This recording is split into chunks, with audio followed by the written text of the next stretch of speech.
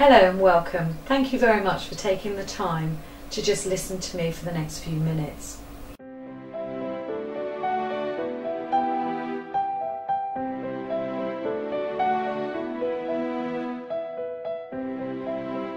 My name is Ruth Vigor Hedderly. I have been a parish councillor for 17 years. I've also been a district councillor for the past 6 years. And the last 3.5 years I've been a county councillor. And with your help, I hope that I may continue to serve you for the next 4 years after the elections in May.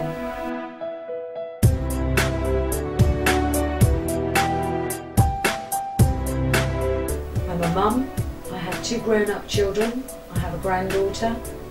My passion is horses, reading and engaging in my community.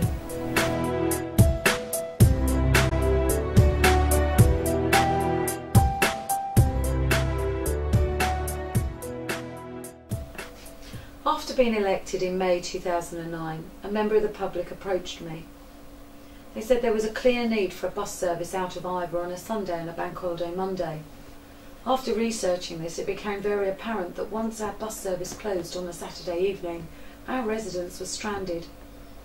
So I met with First Buses, trialled a bus service on a Sunday, and nearly 3 years later it's still successfully running.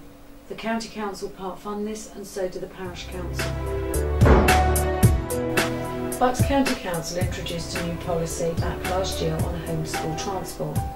This meant that all the children in Ivor had to pay to get themselves to and from Chalfont Community College. Thankfully, many of our residents have been born and bred here, and they remembered the closure of Evesham School. Whilst the county were closing that school, they made a pledge.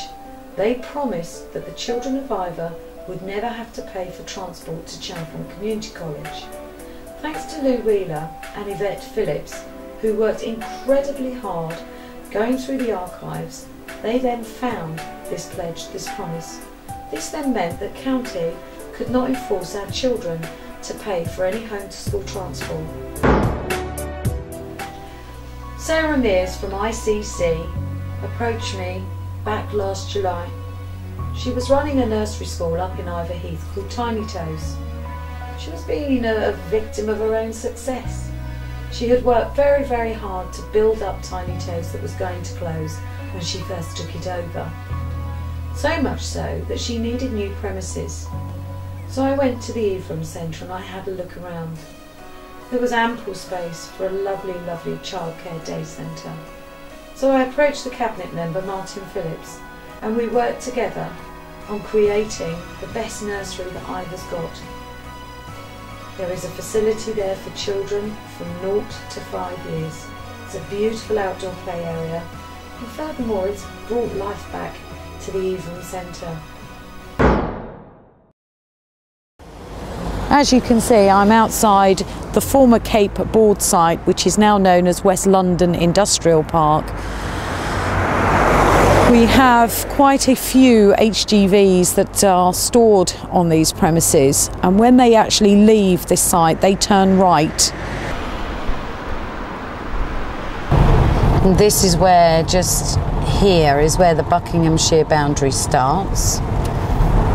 And this is where we want to put the prohibition strip just on the boundary, forbidding anything over 7.5 tonnes to enter into this lane, so that these residents can have some quality of life.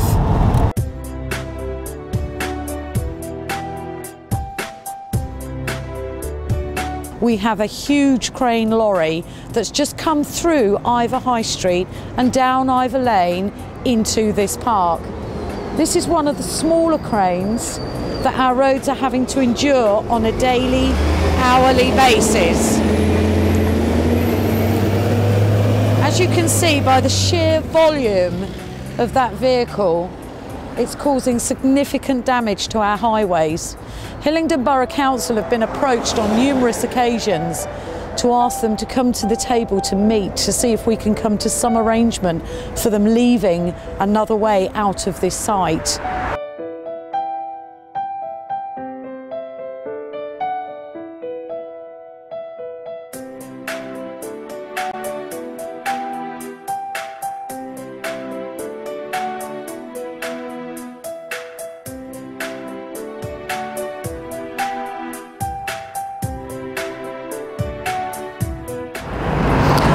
I'm back in the heart of Iver Village. This is our high street. At the moment we currently have 80 HGV movements per hour.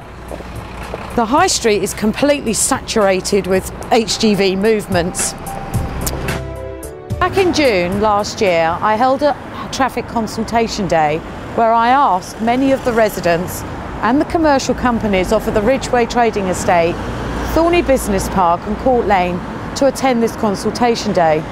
Predominantly, the meaning of this day was to try and engage with local businesses, to explain to them that our village has been completely blighted by the HGV movements, and it's time that we work together as a team to try and resolve the issue.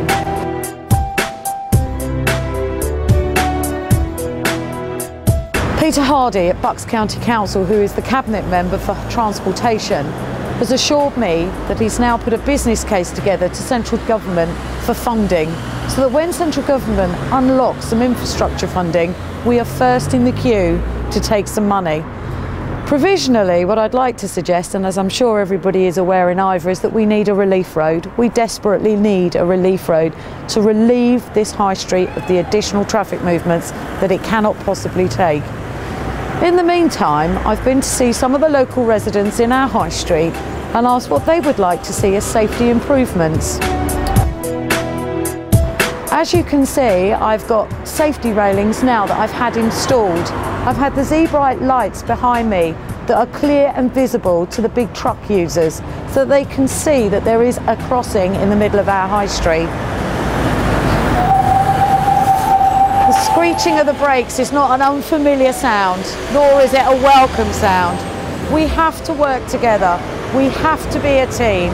We have to engage with the private sector to get a relief road, to sort the funding, to come to amiable agreements. I'm down in Richings Park in Iver. This is North Park and it's an unclassified road. Many HGV movements occur here on an hourly basis. We have approximately 100 HGV movements per hour, very similar to the HGV movements in the village.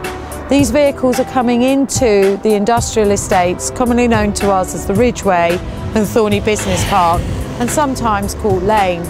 It's imperative that we fight for a relief road for our residents in Iver. This pinch pleat here, as you can see, is in pretty poor condition and is in desperate need of some remedial work doing to it. I've asked our local area technician Zoe Ford to come up and inspect, which she's done, and this is penciled in for 2013. Equally, the traffic comes off of Thornbridge Road, the HGVs, into and through this estate because the sat-nav tells them they can do so. Clearly, this is an area of concern for the residents. I have subsequently spoken with County Highways and new signage is going up by the co-op to stop or deter HGVs from using this as a route, a through route.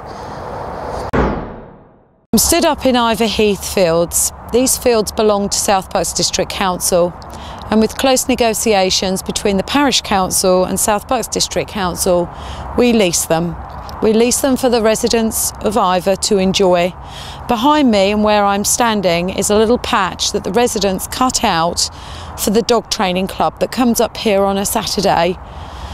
Most of the residents in Iver Heath use these fields probably daily to walk their dogs and enjoy the open spaced area.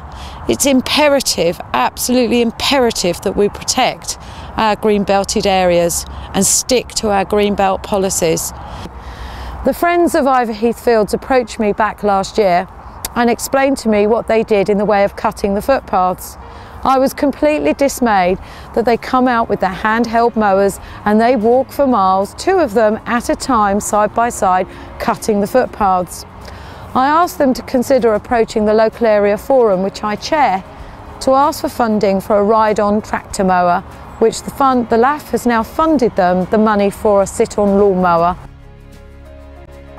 Unfortunately, just recently, Pinewood Studios have delivered a planning application to South Bucks District Council to put up, the only thing and way I can describe it is an industrial estate, just behind me to my right-hand side. This is a beautiful open area. It is strictly greenbelt fields, and we must protect our rural greenbelt policies. 6th of July 2013, breaking news, we're hoping to have a party in the park here for all our residents to enjoy. After the Jubilee celebrations last year, many residents have said, can we have that again? It was fantastic. It brought the community together, chilling out with a beer, a cake. We're going to have Ivor's Got Talent again, which Councillor Steve Lewis ran last year with Councillor Sarah Mears. I know Councillor Yvette Phillips is very keen to be involved in this year. So please come, 6th of July, and just chill in the park. Thank you very much for taking the time to listen to me. I hope now you understand a little bit more about the work that a county councillor does in the community. The pressures to deliver, the pressures to perform. I enjoy looking after my community. I enjoy interacting and engaging with our residents. I enjoy working with our local action groups, for example Ivor Traffic Action, Delaford Colts Football Club, the nursery school in Ivor Village, Tiny Toes up in Ivor Heath. It's a real pleasure to put a smile on someone's face. So I hope you'll come out and support me in May, and I look forward to serving you for another 4 years.